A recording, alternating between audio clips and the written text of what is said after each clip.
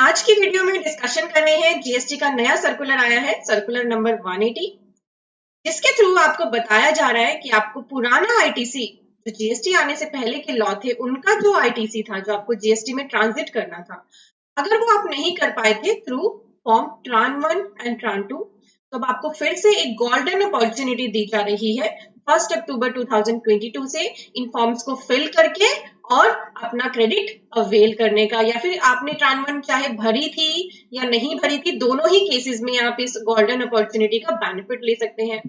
पर जब भी कोई अपॉर्चुनिटी आती है तो क्या वो बिना किसी कंडीशन के मिलेगी आपको? ऐसा हो सकता है? नहीं। तो ये सर्कुलर आपको कुछ कंडीशंस बताएगा जिसके बेस पे आपको ये क्रेडिट अवेलेबल होगा।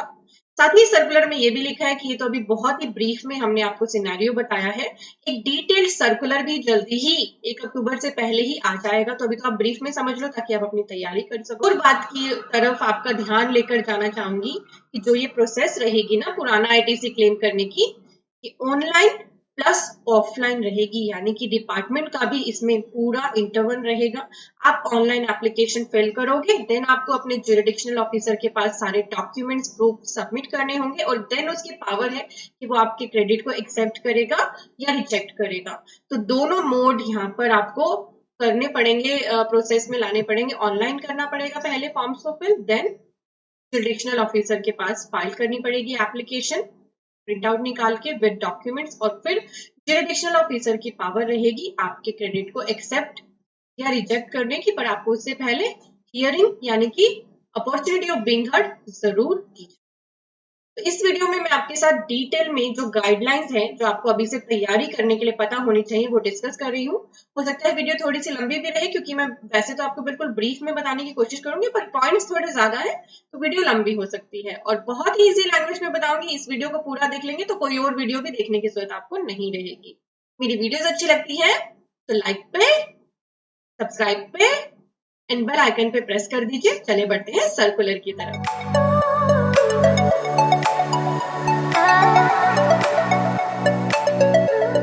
मैं आपको ले आई हूँ हमारी वेबसाइट studybuddy.com पे। आपके लिए बहुत इंपॉर्टेंट न्यूज है कि एक तो हम अपने नए कोर्सेज लॉन्च कर रहे हैं, कंटिन्यू आपको यहाँ पे कोर्सेज दिखाई देंगे, जैसे एमएसएमई कोर्स यहाँ पे डाल दिया है 99C 21 22 आपके लिए अवेलेबल हो गया है। साथ ही प्राइजेस जो है अरे अदर कोर्सेज के रिड्यूस्ड प्राइस आपको ऑफर किए जा रहे हैं ताकि बहुत सारे पर्सन इनका बेनिफिट ले सकें। तो कुछ ही दिनों के लिए ये लिमिटेड पीरियड ऑफर आपके पास अवेलेबल रहेगा। हमारे सभी कोर्सेज के प्राइस रिड्यूस कर दिए गए हैं, डिटेल में डिस्कशन करेंगे वीडियो के एंड में। तब तक आप studybuddy.com को विजिट कर सकते हैं। स्क्रीन पे मैंने ओपन कर लिया है सर्कुलर नंबर 180 बाय 12 बाय 2022। ये सर्कुलर रिलीज हुआ था 9 सितंबर 22 को। अब आप कहोगे कि मैम आप तो थोड़ा लेट हो गए और आप मेरी वीडियो का क्योंकि वेट करते रहते हो, तो मैं आपको बताना चाहूंगी कि थोड़ा सा बिजी शेड्यूल होने की वजह से आज मैं आपके साथ ये शेयर करी और बहुत ही इजी लैंग्वेज में बताऊंगी, क्योंकि मुझे पता है आप सभी को मेरी वीडियोस के थ्रू ज्यादा अंडरस्टैंडिंग होती है। बहुत सारे पर्सन मुझे कमेंट करते हैं, तो मैं कोशिश करूंगी आपको बिल्कुल ब्रीफ में बताने की। तो आप सभी अगर मेरी वीडियोस को देखते हो तो आपको पता होगा ये मौका आपको क्यों मिला, क्योंकि सुप्रीम कोर्ट ने जजमेंट दी किस केस में, union of India versus Filco trade centre private limited की हर एक टैक्स पेयर को जो भी ट्रान 1 फाइल नहीं कर पाए, ट्रान 2 फाइल नहीं कर पाए, या फिर उन्होंने कोई गलती कर दी, उसमें सभी को मौका दिया जाए फिर से अपना पुराना ट्रांजिशनल क्रेडिट क्लेम करने का। और सुप्रीम कोर्ट ने जो ये डेट रखी थी ना पोर्टल पे इन फॉर्म्स को लाइव करने की, वो थी 1 सितंबर 22 टू 31 अक्टूबर 22। बट आपके पास फॉर्म कब से अवेलेबल हो रहा है? 1 अक्टूबर 22 से। क्यों? क्योंकि जीएसटीएन ने फर्दर 4 वीक्स की एक्सटेंशन सुप्रीम कोर्ट से ले ली थी। ठीक है, तो अब ये गोल्डन अपॉर्चुनिटी आपके पास अवेलेबल हो रही है। आपको सुप्रीम कोर्ट की तो बातें ऑलरेडी पता होंगी, आप हमारी अगर पोस्ट को भी रेफर करते हो या हमारी वीडियोस को रेफर करते हो तो वो पता होगी, वही बातें यहाँ पे दोबारा लिखी है। मैं आपको सीधा लेकर जाऊंगी गाइडलाइंस के। ये सबसे इंपॉर्टेंट है, आपको वन बाय वन इन्हें यहाँ पे समझना है। सबसे पहले बोला जा रहा है कि ये जो अपॉर्चुनिटी है ये सभी के लिए है, वेदर आपने पहले एप्लीकेशन फाइल करी या नहीं करी। पहले एप्लीकेशन फाइल नहीं करी तो फ्रेश फाइल कर लीजिए, पहले कर दी थी तो आप उसको रिवाइज कर पाओगे और आपको जो आपकी अर्लियर फर्निश ट्रान 1 एंड ट्रान 2 है वो भी पोर्टल पे अवेलेबल कराई जाएगी। आप वहां से डाउनलोड कर लेना और फिर जो भी मिसमैच है उसके अकॉर्डिंग अपनी ट्रान 1 ट्रान 2 करेक्टली फाइल कर लेना। पहला ये बोला जा रहा है। देन जैसा कि मैंने आपको बताया कि ये प्रोसेस दोनों ही तरह से आपको पूरी करनी है, ऑनलाइन भी प्लस ऑफलाइन भी। तो ऑनलाइन एप्लीकेशन, ऑनलाइन तो आपको कोई एप्लीकेशन नहीं डालनी, ऑनलाइन तो आपको ट्रान 1 ट्रान 2 ही भरना है। आपको एक डॉक्यूमेंट अपलोड करना है कॉमन पोर्टल पे पीडीएफ में, जो होगा डिक्लेरेशन इन फॉर्मेट अनेक्जर ए। ये भी इसी सर्कुलर में दिया है। तो कई बार ना ऐसी जब गोल्डन अपॉर्चुनिटीज आती हैं, कुछ पर्संस को ये अनेक्जर्स वगैरह ही फाइंड नहीं होते कि ये कहाँ से मिलेगा, तो यही सर्कुलर आपको रेफर करना है 180। अब आपको चाहिए कि सर्कुलर मुझे मिल जाए इंस्टेंट, तो टेलीग्राम पे मैं शेयर कर चुकी हूँ ऑलरेडी, टेलीग्राम पे सर्च कर लो सीए गुरुजी, आपको हमारा चैनल मिल जाएगा, वहां हम इंस्टेंट ऐसी अपडेट्स शेयर करते रहते हैं। ये सर्कुलर आपको सेव कर लेना है इस अनेक्जर के लिए, ठीक है। यानी ट्रान 1 ट्रान 2 फाइल करते हुए आपको अपलोड करना है कॉमन पोर्टल पे PDF copy of declaration in format annexure है। और ये जो पीडीएफ कॉपी आप करोगे ना, इसमें आपके साइन वगैरह भी होंगे, ये आपको डिपार्टमेंट के पर्सन के पास हार्ड कॉपी भी सबमिट करनी होगी। और जो भी एप्लीकेंट क्लेम कर रहे हैं क्रेडिट, वो कहाँ करेंगे इसे, टेबल 7A में और form TRAN 1 on the basis of credit transfer document. उनको एक चीज और, अगर क्रेडिट ट्रांसफर डॉक्यूमेंट के बेसिस पे ये क्रेडिट ले रहे हैं वो, तो they shall also upload on the common portal the PDF copy of TRAN 3। अब मैं आपको एक काम करती हूँ, हो सकता है आप कंफ्यूज हो जाएं, व्हाट इज दिस ट्रान 1 ट्रान 2। तो देखिए मैंने यहाँ ओपन कर रखा है, ट्रान 1 का फॉर्म ये है। इसमें आपको क्या अपॉर्चुनिटी दी जाती है, ट्रांजिशनल आईटीसी या स्टॉक स्टेटमेंट का, जिसके काफी सारे टेबल्स हैं। तो 7A की इसकी बात करी जा रही है, detail of input held in stock, ठीक है। ये वाला फॉर्म है ट्रान 2 का। ट्रान 2 में सिर्फ 2 ही टेबल होती हैं, detail of input held on stock on appointed date in respect of which he is not in possession of any invoice या document या evidencing payment of tax credit forward to electronic credit ledger and credit on state tax on the stock to be there only in states having VAT at single point। और ये होता है ट्रान 3, ये तो मैंने यहाँ ओपन करा है। ट्रान 3 में कौन से क्रेडिट आते हैं, देखिए यहाँ पे पहले समझ लीजिए। ट्रान 3 के थ्रू आप तभी क्रेडिट अवेल करते हो जब आप हो एक dealer and you want to claim ITC on the basis of credit transfer document issued by the manufacturer, या फिर यू आर अ मैन्युफैक्चरर और आपने इशू किए हैं credit transfer document to the dealer. उस केस में ही आपको ट्रान 3 फाइल करना होता है। तो आप समझ गए, ट्रान 3 आपको कब अटैच करना है, जब आप अपना जो क्रेडिट है वो अवेल कर रहे हो थ्रू क्रेडिट ट्रांसफर डॉक्यूमेंट, ठीक है। क्लियर होगी, दूसरा पॉइंट क्लियर हो गया आपको। मैंने तीनों फॉर्म भी आपको एक बार थोड़ा सा गो थ्रू करा दिए। डिटेल में फॉर्म्स आपको समझनी है तो मैं कोशिश करूंगी इनकी सेपरेट वीडियो डालने की।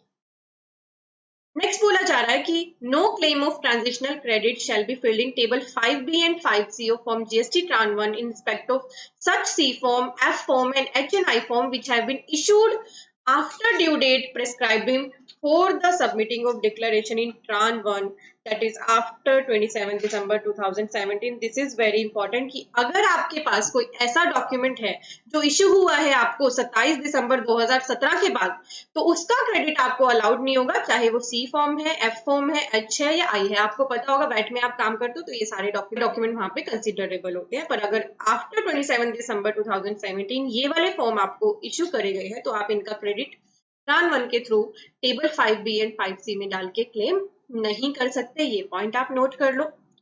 अगला है जहां पे एप्लीकेंट फाइल कर रहा है claim in form TRAN 2, he shall file. अब ट्रान 2 के लिए इन्होंने बहुत अच्छी अपॉर्चुनिटी आपको दे दी कि ट्रान 2 में सारा क्रेडिट आप कंसोलिडेट करके क्लेम कर लो, पूरा क्रेडिट कंसोलिडेट करके क्लेम कर लो, instead of filing the claim tax period wise as referred in the close.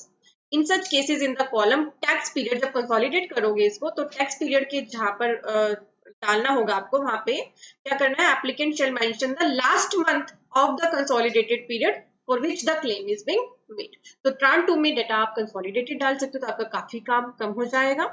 Then अगला है applicant shall download a copy of TRAN 1 TRAN 2 filled on the common portal and submit। अब ये आ गई आपकी offline process, ऊपर आ रही थी आपकी सारी ऑनलाइन प्रोसेस, अब बीच में आ गई आपकी ऑफलाइन प्रोसेस। तो जैसे ही आप ट्रान 1 या ट्रान 2 को पोर्टल पे फाइल कर देंगे, उसको डाउनलोड कर लेना, ठीक है, self certified copy of the same along with the declaration in annexure A and copy of TRAN 3 जहां पर एप्लीकेबल है। फिर ये सभी चीजें आपको कहाँ सबमिट करनी है, to the jurisdictional tax officer within 7 days of filing of declaration in form TRAN 1 and TRAN 2। तो बहुत ध्यान रखना है, जिस डेट को ट्रान 1 या ट्रान 2 भरोगे उसके बाद 7 ही दिन का टाइम है ऑफलाइन सबमिट करने का, नोट कर लो इसको।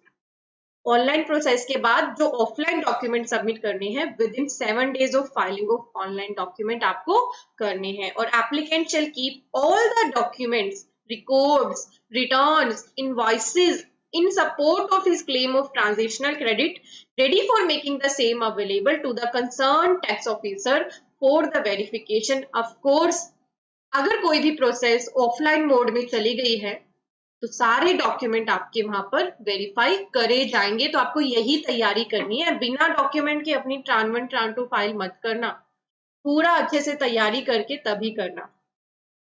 नेक्स्ट है it is pertinent to mention that, अब यहाँ पे डेट बताई जा रही है कि जो आपको ये वन टाइम अपॉर्चुनिटी मिलेगी, तो ये भी नोट कर लो, this is only a one time opportunity. बहुत से पर्सन इस डेट को मिस कर देंगे और फिर बार बार हमारे जैसे चैनल्स पे कमेंट आएंगे कि क्या ये अपॉर्चुनिटी फिर से ओपन होगी।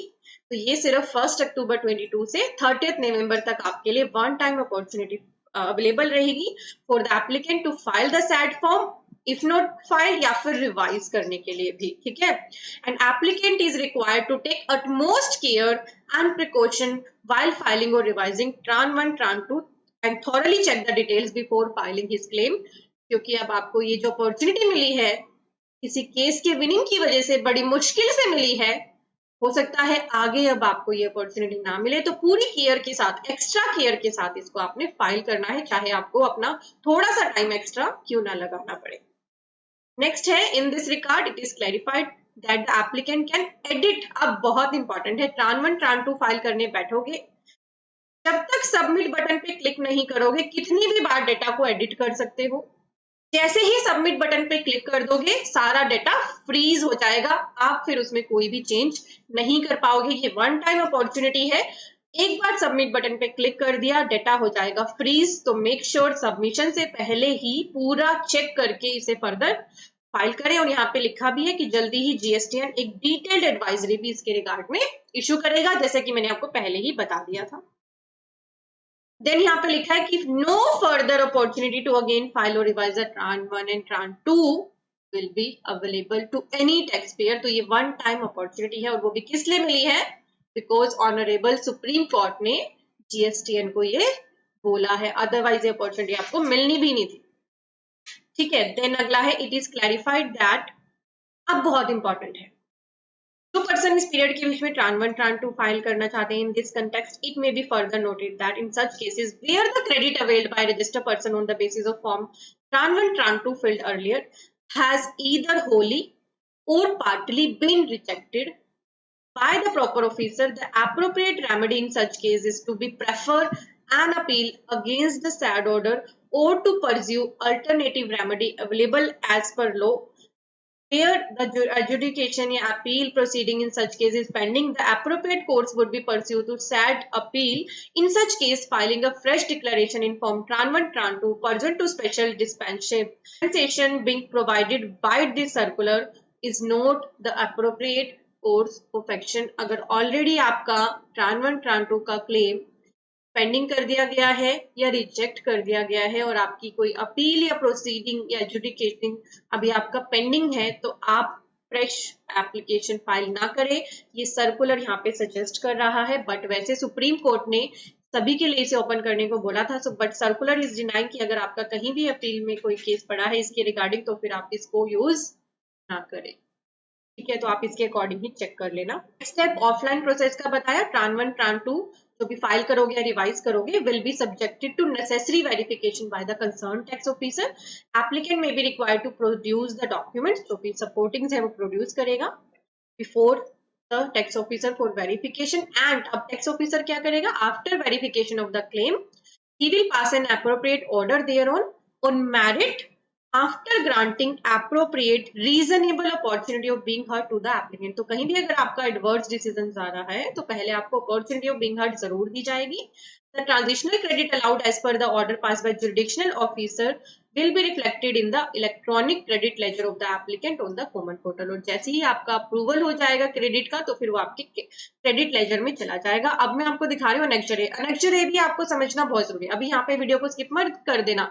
अनेक्जर ए भी आपको समझना बहुत जरूरी है, स्किप मत करना, ये भी बहुत इंपॉर्टेंट अनेक्जर है। This is declaration to be uploaded by the applicant on the common portal along with TRAN 1 and TRAN 2। इसमें पहले आपका name and style of business, GST number, registration effective from, date specify करनी है आपकी GST registration की, whether TRAN 1 TRAN 2 furnished earlier, तो जिसने पहले भरी है तो वो यस करेगा, अगर यस करेगा तो फिर उनकी डिटेल देनी होगी, डेट क्या है उनको फर्निश करने की और कितना क्रेडिट बाइफरकेट करके आपको बताना। नहीं भरी है तो नो कर देना, तो फर्दर ये वाली डिटेल आपको नहीं देनी होगी। और फिर जिन्होंने भर दी है तो उनके लिए ये इंपॉर्टेंट है कि वेदर नोटिस और ऑर्डर अंडर सेक्शन 73 या 74 issued in respect of credit avail through TRAN 1 TRAN 2 earlier, yes करोगे तो फिर रेफरेंस नंबर डालो नोटिस का, डेट ऑफ ऑर्डर वगैरह डालो, नो करोगे तो फिर फर्दर कुछ नहीं करना। Then amount of credit determined as ineligible if any vide order refer to in 4.5 above, तो वो भी आपको बताना है। वेदर अपील आपने कोई प्रेफर करी है अंडर सेक्शन 107 या पिटीशन करिए before honourable high court against order referred in point number 4.5 above, yes या नो में बताना है। अगर इसका आंसर यस है तो देन वेदर अपील या petition referred in the point above disposed of, क्या वो अपील डिस्पोज ऑफ हो गई है। अगर 4.8 का आंसर यस है then amount of credit determined as ineligible आपको बताना है, and amount of credit claim through TRAN 1 TRAN 2, ये पॉइंट अलग आ गया 5 नंबर, चौथे पॉइंट तक ये सारी आपको अपील, आपका कोई क्रेडिट इनएडमिसिबल हुआ एक्सेट्रा सारा कुछ बताना है। Amount of credit claim through TRAN 1 TRAN 2 being field now, जो आप कर रहे हो अब फिल्ड, वो बताना है। इसी का है फिर फर्दर 5 के ही पॉइंट है कि आपको कोई नोटिस इशू किया गया है या ऑर्डर पास किया गया है under existing law with record to admissibility of credit claim as transactional credit, नहीं तो खत्म हो जाएगा। यस होगा तो फर्दर आपको क्या देना है, date of issuance of notice and passing the order, and amount of credit claimed in TRAN 1 TRAN 2 डिस्प्यूटेड या held as inadmissible under existing law vide notice या ऑर्डर नंबर दिस, प्रोवाइड करनी है detail under each of the existing. Then है आपका यहाँ पे I, name and designation आ जाएगा पर्सन का, on behalf of name of registered person bearing GST number, ये सारा फॉर्म करना है आपको। और देन आपसे कुछ अफर्मेशंस ली जा रही हैं, बहुत इंपॉर्टेंट है ये जो पॉइंट है। आई या we have submitted, make sure करना है आपको कि आपने सारी जो रिटर्न है वो सबमिट कर दी है for the period January 17 to June 17 under the existing law, ठीक है, ये आपकी रिटर्न सबमिट होनी चाहिए। आपके पास पोजेशन में होनी चाहिए all the documents, evidence, invoices, account, statutory declarations and other records necessary for substantiation of claim of transitional credit being made in form tran 1 tran 2। बहुत important है 3A, I or we have not claimed any credit within the meaning of section 140, 141, 142 of the acts in any return in form 3B filled by me, और या तो ये होगा या ये होगा, आई वी हैव क्लेम क्रेडिट, या तो आपने क्रेडिट क्लेम नहीं किया या कर लिया, इन सेक्शंस के अंदर कितना किया है, अगर करा है तो कितना किया, अमाउंट बताना है, और अमाउंट ऑफ सेंट्रल टैक्स अलग बताना है, स्टेट टैक्स अलग बताना है, in form 3B for the period बताना है, and I we have reverse and amount reverse किया है कोई अमाउंट तो वो बताना है, अलग अलग सेंट्रल टैक्स और स्टेट टैक्स को, और विद इंटरेस्ट करना है वो आपको तो वो भी बताना है। I we have neither been refunded nor claimed refund or would claim refund of the credit of tax carry forward in accordance with subsection 1 of section 140 of CGST Act in the return relating to period ending the date immediately preceding the appointed date furnished by me under existing law in respect of which this claim of transitional credit is made। तो आपसे पूरी यहाँ पर हर चीज की declaration ली जा रही है, आपको सही इन्फो देनी है क्योंकि ये ऑनलाइन प्लस ऑफलाइन दोनों ही मोड का प्रोसेस है। I we have not utilized or adjusted any amount of credit under the existing law in response to any demand, liability arising out of self-determination or assessment or audit or investigation out of the amount being claimed as transactional credit, यानी जो भी credit आप claim कर रहे हो वो आपने कहीं भी यूज ना किया हो। The information furnished in Part A herein above is based on account information, record, document and other necessary evidence in my possession and is true and correct, true and correct word यहाँ लिखा है, to the best of my knowledge and belief and nothing has been concealed therefrom, then आपके signature, name and participation, ठीक है। तो ये है आपका annexure, this annexure is saying everything, यानी कि आपको इस annexure को भरते हुए ही आधी चीजें तो क्लियर हो जाएंगी कि क्या बेसिस पर आप अपना क्रेडिट क्लेम कर सकते हो और किस बेसिस पर नहीं। बहुत ही ध्यान से अपनी ट्रान 1 ट्रान 2 फाइल करिएगा। ये आपके सामने मैंने ट्रान 1 का फॉर्म ओपन कर रखा है, इसकी ये अप्रोक्सीमेट 8 टेबल्स है। ये है हमारा ट्रान 2, 2 टेबल्स है। ट्रान 3 में भी आपकी बस 2 ही टेबल्स होती है। ठीक है, तो मैंने आपको बहुत ही अच्छे से बताने की कोशिश करी है। अभी भी आपके डाउट्स हैं, क्योंकि आप प्रैक्टिकली करेंगे तो हो सकता है कुछ डाउट्स और आ जाएं, तो कमेंट सेक्शन में आप डाल सकते हैं। आगे फर्दर जो डिटेल एडवाइजरी आएगी, हो सकता है उसमें भी आपके बहुत सारे पॉइंट कवर हो जाएं, तो आप इस गोल्डन अपॉर्चुनिटी का भरपूर बेनिफिट जरूर लीजिएगा। अभी लेटेस्ट ही हमने एमएसएमई कोर्स अनाउंस करा है। एमएसएमई चाहे कोई भी बिजनेसमैन है या कोई भी प्रोफेशनल है, वो रजिस्टर करा सकता है खुद को एमएसएमई में और उसके बहुत सारे an number of benefits avail कर सकता है। बट एमएसएमई की ना अभी इंडिया में अवेयरनेस नहीं है, और हमारा इंस्टीट्यूट आईसीआई भी इसकी अवेयरनेस के लिए बहुत ज्यादा काम कर रहा है। तो इसका कोर्स हमने बहुत ही मिनिमम प्राइस पे रखा है, जिसमें आपको इस कोर्स को लेने के बाद आपके पास आ जाएगा आपके हाथ में आपका एमएसएमई रजिस्ट्रेशन, और आपको पता चल जाएंगे कितने बेनिफिट एमएसएमई के लिए अवेलेबल है। तो इस कोर्स का बेनिफिट लीजिए। सभी कोर्सेज के लिंक्स डिस्क्रिप्शन में है, या studybuddy.com का विजिट कर सकते हैं। देन आपकी एनुअल रिटर्न और जीएसटी 9C ड्यू है फाइलिंग के लिए 21-22 की, 31 दिसंबर लास्ट डेट है। इसका सेशन अवेलेबल करा दिया गया है। आप बिना किसी एरर के अपनी 9C इस सेशन के साथ फाइल कर सकते हैं। और देखिए सभी के प्राइस हमने बहुत ही पॉकेट फ्रेंडली कर दिए, ताकि बहुत से एन नंबर ऑफ पर्सन इनका बेनिफिट ले सकें। जीएसटी कोर्स जो हमारा कॉम्बो है, automation of balance sheet, price reduce कर दिया गया है। इनकम टैक्स कोर्स ऑटोमेशन के साथ प्राइस रिड्यूस कर दिया गया है। GST income tax and automation of balance sheet का कॉम्बो है, प्राइस रिड्यूस कर दिया गया है। GST and income tax combo बहुत ही अब आपको लेस प्राइस में ऑफर करा जा रहा है। जीएसटी कोर्स सिर्फ लेना आपको, रिड्यूस प्राइस अवेलेबल है। 99C ये 2021 फाइनेंशियल ईयर की, ये वैसे ज्यादा पर्सन के लिए रिलेवेंट नहीं है।